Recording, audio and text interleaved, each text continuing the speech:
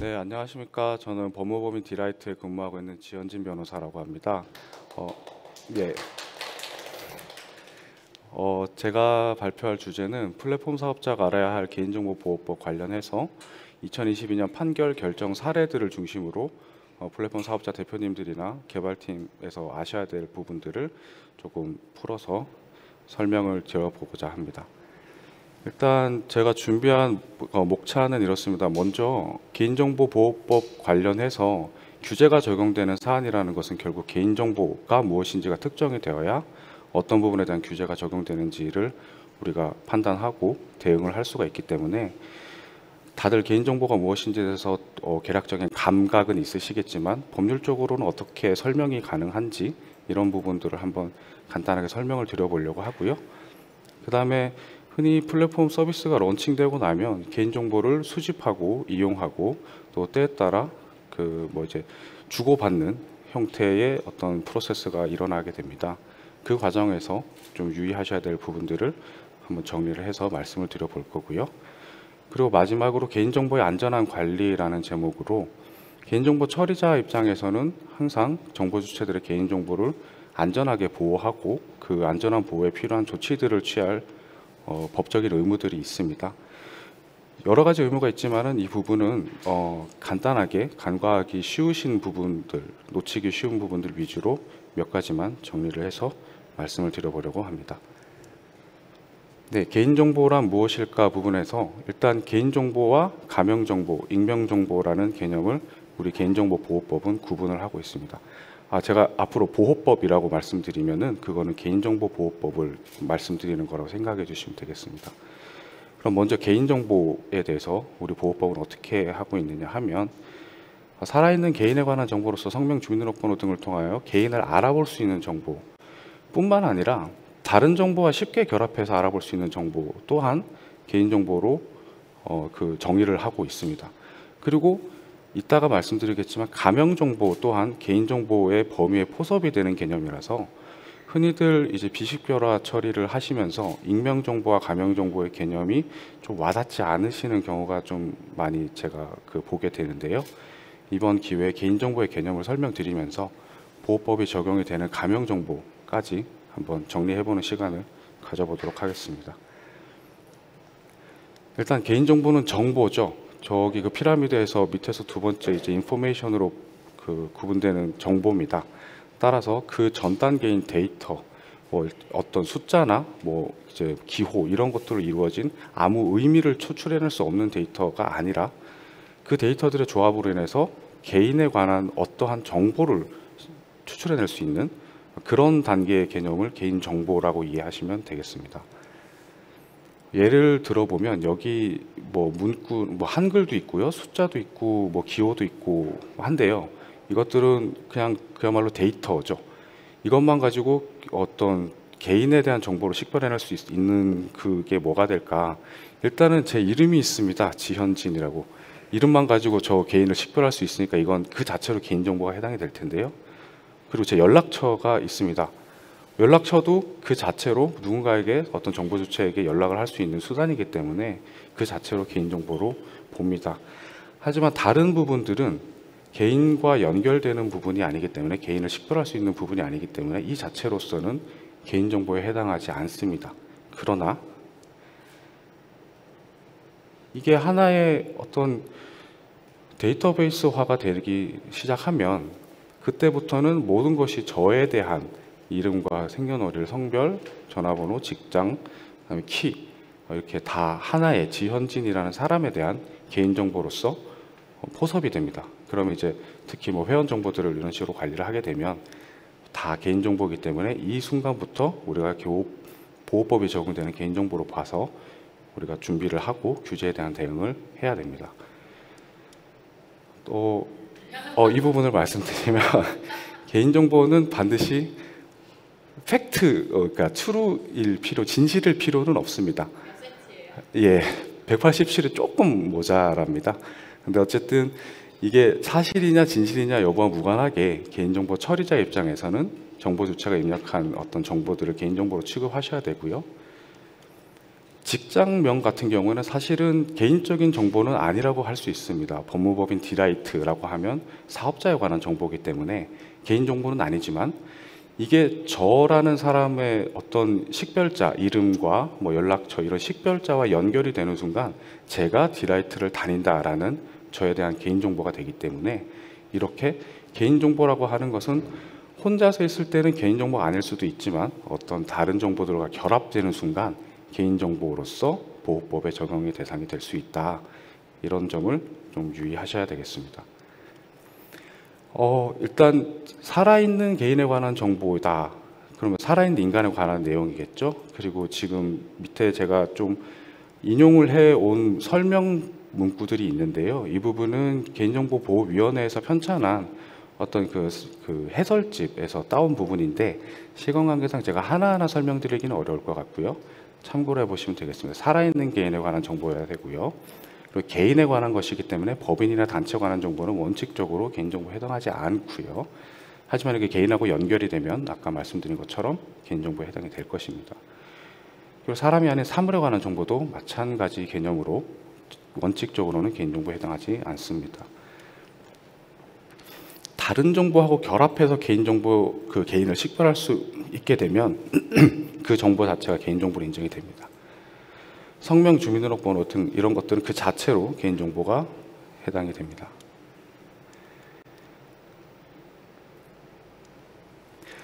네, 예를 들어 그 휴대전화번호가 우리가 총 11자리로 이루어져 있는데요. 010 포함해서. 그럼 뒷 4자리만 놔두면 이건 개인정보냐? 여기에 대해서 이슈가 있었는데요. 대전 논산 쪽에서 사건이 있었습니다. 어떤 그 누군가가 이제 경찰이 신고자의 휴대전화번호 뒷자리 4자리를 범인한테 알려줍니다. 그러면 뒷자리 4자리만 있으니까 개인을 식별할 수 없는 거니까 개인정보가 아니지 않느냐. 즉, 이 경찰이 개인정보를 유출한 건 아니지 않느냐가 문제가 되었는데요. 공교롭게도 그 범인이 신고자의 전화번호를 알고 있는 지인관계였습니다. 그러면 그 범인은 자기 핸드폰에 검색을 해보면 그 뒷 4자리를 쓰는 신고자의 신원을 확인할 수 있겠죠. 그런 상황이라면 이거는 개인정보에 해당한다라고 본 사례가 있습니다. 차량 번호도 마찬가지입니다. 차량 번호만 있다면 물건에 대한 정보지 개인에 대한 정보는 아니지 않느냐라고 할 수 있지만, 우리나라는 자동차 등록 원부에 등록을 하죠. 그래서 등록 원부라는 쉽게 얻을 수 있는 다른 정보와 결합을 시키는 순간 그 누군가를 식별할 수 있기 때문에 개인정보로 해당이 됩니다. IMEI나 유심번호도 비슷합니다. 물건에 핸드폰이라는 단말기에 붙어있는 고유 번호인데, 이게 누군가 개인의 소유로 귀속되는 순간부터 그 사람의 핸드폰 번호이기 때문에 개인정보로 취급이 됩니다. 이메일 주소나 아이디 비밀번호 이런 것들은 일반적으로 생각했을 때는 그것 자체로 누군지 모르지 않느냐라고 생각하시는 경우가 많은데, 오프라인 공간에서는 그게 맞는 말씀일 수 있는데요. 우리가 플랫폼 사업자를 위한 세션이니만큼 온라인 공간에서만 본다고 하면 아이디나 이메일 주소만으로도 그 온라인 그 공간에서 누군가를 특정할 수 있기 때문에 다 개인정보로 취급을 하고 있습니다. 결제 대행사에 제공하는 아이디와 결제 상품 정보, 이것 또한 같은 맥락이라고 이해하시면 되고요. 자세하게 설명드리기에는 좀 시간이 좀 그럴 필요는 없을 것 같아서 간단히 넘어가겠습니다. 마찬가지로 주민등록번호를 변환한 이제 CI 번호, 이것 또한 그 자체로서 개인정보에 해당한다라고 보고 있습니다. 이제 그냥 뭐 예를 들어 저한테 뭐 그 종이에다가 CI 번호를 적어서 주면 저는 누군지 식별을 못 하겠지만, 이 정보가 온라인상에 돌아다니는 순간 쉽게 다른 정보와 결합해서 특정인을 식별할 수 있기 때문에 그렇게 볼 수 있다고 이해하시면 될 것 같습니다. 가명정보라는 것은 일단 개인정보 중에서 추가 정보, 그 식별자를 삭제를 해서 분리를 해놓은 거를 가명정보라고 합니다. 뒤에 익명정보하고 구분을 하셔야 되는데요. 일단 원본 정보가 이렇게 있다라고 하면 이제 암호화시킨 식별자를 추가를 합니다. 그런 다음에 원래 원본 정보에서 그 자체만으로 그 식별할 수 있는 식별 정보를 삭제를 하고 생년월일이나 이런 것들을 라운딩을 시키면은 1대1 대응 관계가 유지되는 한, 요거는 이제 요 상태에서 가명 정보로 처리됐다는 거고요. 가명 정보와 익명 정보의 차이점이 여기서 나타납니다. 이 해시값을 식별 정보와 다시 연결을 시켜가지고 복화해서 원래 그 식별 가능한 정보로 되돌릴 수 있다라고 하면 가명 정보입니다. 가역적이라는 뜻이죠. 근데 만약에 이 식별 정보를 완전히 삭제해 버리면 비가역적인 상태로 되면 이것을 익명 정보라고 하고, 익명 정보는 보호법의 대상이 되지 않습니다.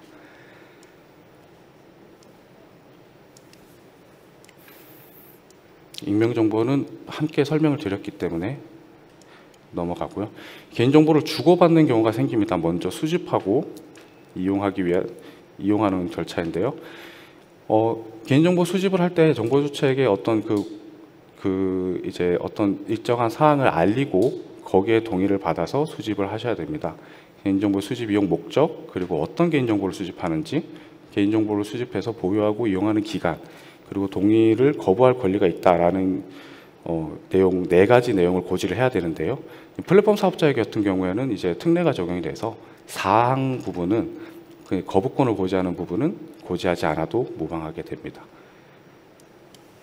네이버 가입할 때 이런 식으로 되는데, 이 부분이 바로 방금 말씀드렸던 고지 후 동의를 받는 그런 예시라고 보시면 되겠습니다.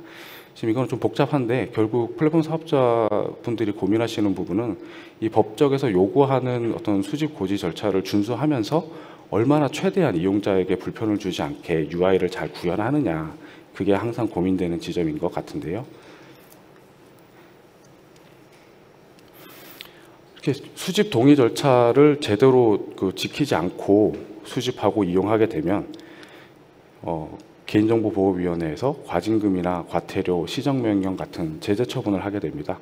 이거는 이제 작년 8월 25일자로 이제 개보위에서 결정한 과태료 내용인데요. 아시는 분은 아실 거예요. 유명한 기업이기도 하고 이슈가 많이 됐었기 때문에.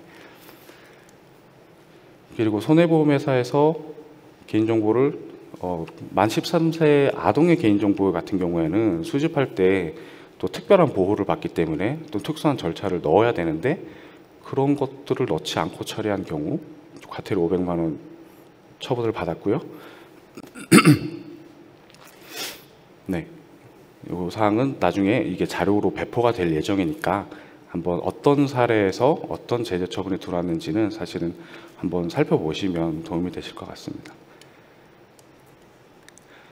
이 부분도 구글과 메타에서 개인정보 불법 수집에 대해서 보호위원회에서 과징금이 나갔던, 굉장히 큰 과징금이 나갔던 사례인데요. 사실 이것은 행태정보 수집 관련된 이슈인데, 이거는 뒤에서 김동환 변호사님이 자세히 설명해 주실 거기 때문에 여기서 넘어가도록 하겠습니다. 최소 수집 원칙이라는 것이 있습니다. 개인정보를 수집할 때는 내가 서비스를 제공하기 위해서 필요 최소한의 개인정보만 수집해야 된다라는 원칙이 있어요.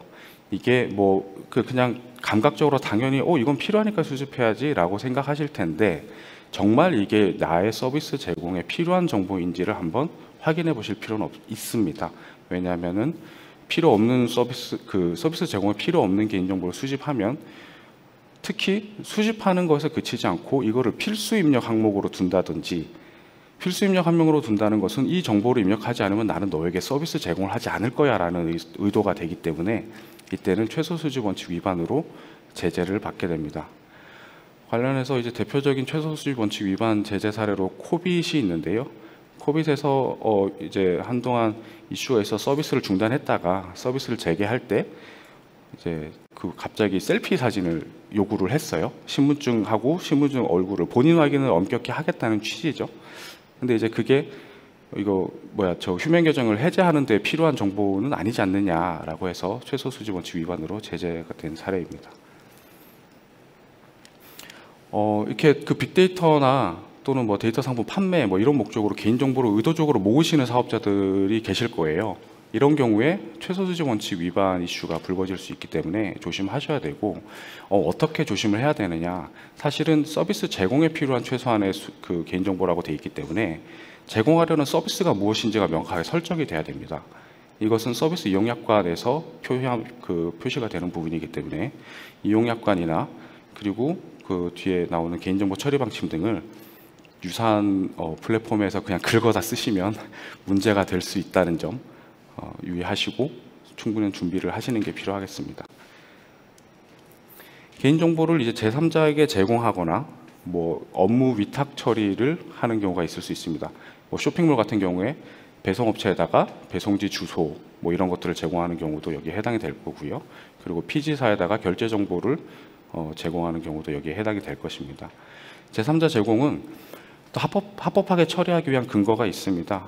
요 요건을 받아서, 그러니까 고지를 하고 동의 의사 표시를 받아서 처리를 하셔야 되고, 결국은 개인정보를 애초에 수집할 때 하고 비슷한 절차라고 이해를 하시면 되세요. 근데 애초에 수집할 때는 개인정보 처리자, 플랫폼 사업자가 내가 쓰겠다라는 내용에 대해서 동의를 받았기 때문에 제3자에게 제공이 되는 경우에는 애초에 동의받은 범위를 벗어나는 이용이 되기 때문에 별도의 동의를 받아야 된다는 겁니다. 그런데 제3자 제공하고 다르게 회원가입 시, 이거를 잠깐 말씀드릴게요. SNS로 회원가입하는 연결 계정 요즘에 많이 사용하시는데요. 이때도 뭐 카카오나 네이버 같은 데서 별도로 자기네들이 개인정보 수집 동의 같은 창을 띄워서 이용자들한테 동의를 받죠. 근데 그거는 그분들이 받는 거랑 무관하게 우리가 개인정보를 처리하는 개인정보 처리자 입장에서도 우리에게 필요한 의무사항을 이행을 하셔야 됩니다. 특히 이거는 개인정보 처리 방침에다가 내가 어떤 개인정보를 수집해서 어떤 목적으로 활용을 하는지, 즉 마케팅에만 필요한 연락처를 괜히 일부러 필수사항으로 우리가 수집하면 아까 말씀드렸던 것처럼 여러 가지 문제가 생길 수 있으니까 이런 부분, 연결 계정이 많이 사용되고 있는데 제3자 제공 관련해서 유의하실 필요가 있겠습니다. 네, 이런 구체적인 질문 답변 부분은 다 보호위원회 자료에서 제가 발췌를 한 거고요.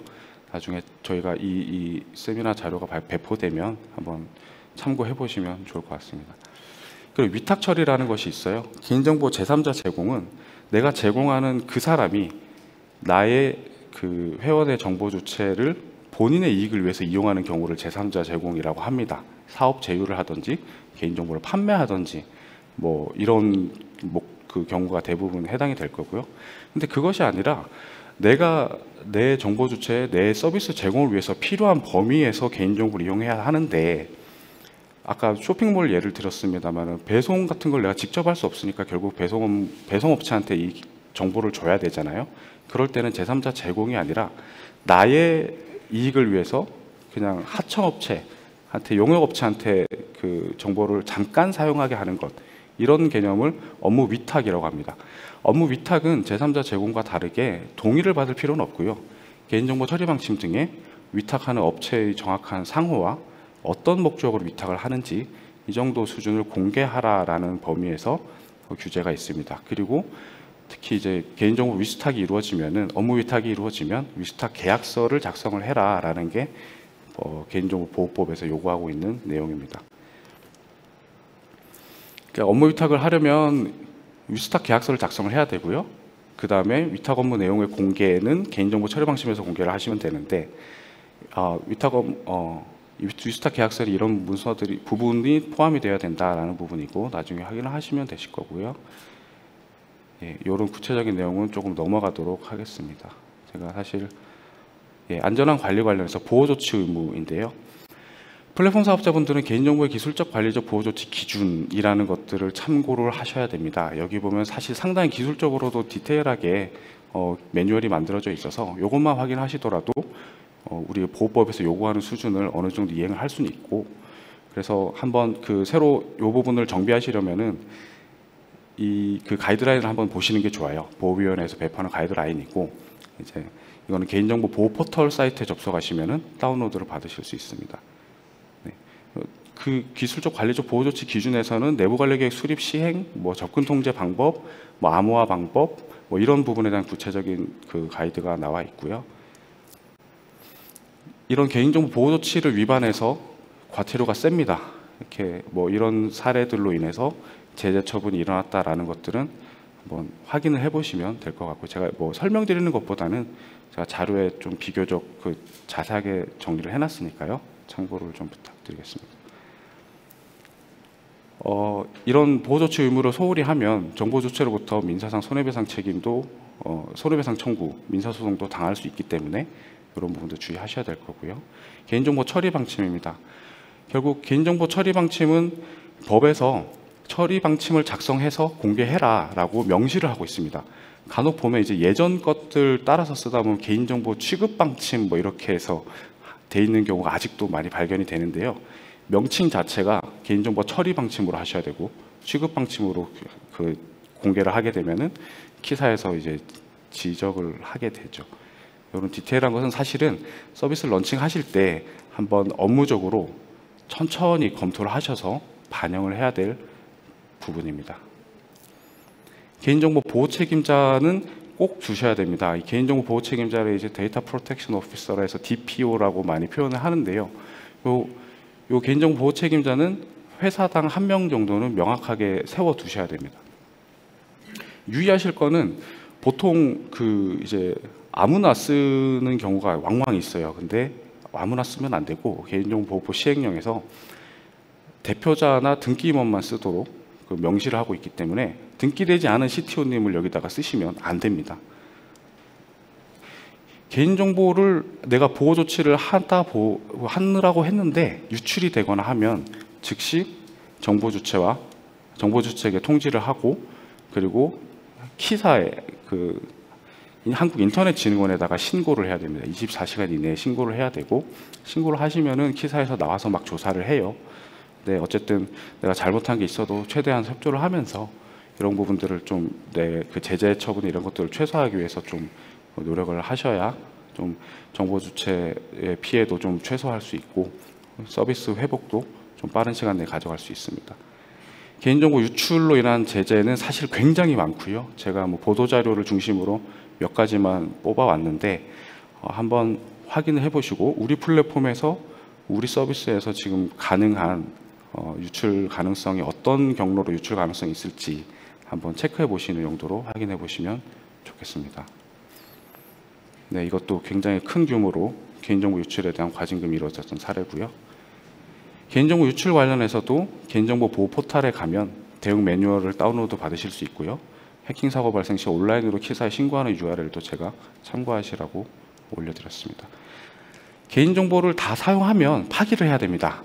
지체 없이 파기를 해야 된다고 규정이 되어 있고요. 이건 실무적으로 뭐 매일매일 파기할 수 없으니까 5일 정도의 유예 기간을 두는 게 보호위원회의 방침입니다. 다만 이런 경우에는 파기하지 않아도 됩니다. 반대로 이게 파기하지 않아도 되는 게 아니라 다른 법령에서 이런 개인정보는 가지고 있어라라는 보존 의무를 부여하고 있는 사항이기 때문에 보존을 하셔야 되고요. 왜 보존해야 되느냐는 뭐 여러 가지 법령에서 보존 의무를 규정하고 있지만 대표적으로 전자상거래법에서 거래기록 같은 것들을 보존해야 나중에 거래 분쟁이 생겼을 때 이제 입증으로 활용할 수 있기 때문에 그런 부분이 있고 그리고 통신비밀보호법상 뭐 로그 기록 이런 부분들은 법적으로 보존을 하도록 의무를 부과하고 있기 때문에 파기 의무가 발생된다 하더라도 이 내용은 파기를 하시면 안 됩니다. 구체적으로 어떻게 파기를 하느냐 제가 간단하게 한 화면에 띄웠는데요. 이건 정말 일부분에 대한 그 최소한의 예시인 것이고 자세한 거는 아까 제가 말씀드렸던 가이드라인을 좀 보셔야 될 것 같고 제가 여기서 설명드리는 거는 적절하지 않을 것 같습니다. 한번 참고해 주시면 좋겠고요. 개인정보 파기 의무 위반으로 과징금이 일어난 사례 정리를 해서 드렸습니다. 파기 의무 중에 하나로 휴면 계정 분리 보관하는 그런 단계가 있습니다. 이제 아시다시피 1년 동안 서비스 이용이 없는 이용자들은 휴면 계정으로 분리해서 일단 서비스 DB에서는 식별 가능하지 않을 정도로 비식별화를 해서 파기를 해야 됩니다. 근데 이분들이 다시 휴면 계정을 이제 해제하고 서비스 DB로 다시 그 데이터를 불러들여와야 될 경우가 생기겠죠. 그렇기 때문에 이 분리 보관을 하면서 이용자의 재이용 요청이 있는 경우를 대비해서 온라인 이용자 편의성을 높이기 위한 목적으로 이건 이제 그 말이죠. 휴면 계정을 해제했을 때 내가 휴면에 들어가기 직전의 상태를 그대로 서비스 제공을 받는 데 이용할 수 있도록 그런 목적으로 아이디나 최소한의 연결값은 서비스 중 DB에 남겨두는 것은 가능하다라는 게 보호위원회의 지침입니다. 그것도 나중에 참고를 하시고요. 예, 오늘 발표는 여기까지 하고요. 시간이 좀 짜쳐서 좀 급하게 말씀드린 부분이 있는데 혹시 뭐 설명이 부족했던 부분이 있으면은 Q&A나 이런 시간을 이용해 주시면 감사하겠습니다. 네, 마치겠습니다.